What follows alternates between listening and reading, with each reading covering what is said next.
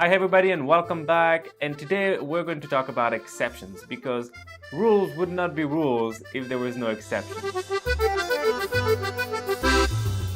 And today we're going to take a closer look at the letter C, S, and T. But before we dive in, I'd like to remind you that you'll find all of the words we are going to use today in our app.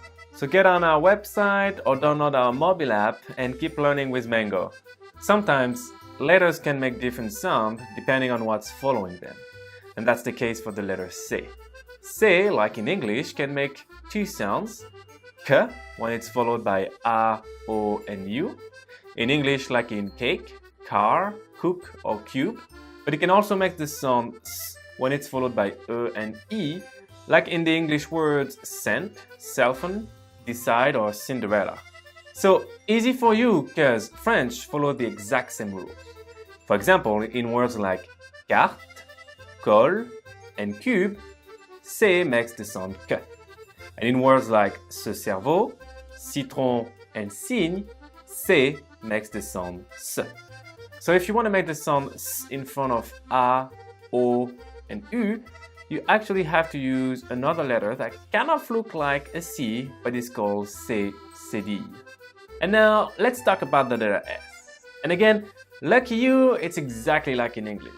In French and in English, the letter S can make two sounds, Z and S. And it makes the sound Z when it appears between two vowels, like in English the words cousin and poison. And it's a good rule to remember so you don't mix up poisson and poison or coussin and cousin. And now let's talk about the letter T. We've seen that the letter T usually makes the sound T. However, when it comes at the end of a word and it's followed by E-O-N, E-E-N, and E-E, it usually makes the sound S. For example, in words like inondation, félicitation, confidentiel, or when you are at the restaurant and you're asking l'addition, s'il vous plaît. However, the rule is cancelled if there is a S before the T.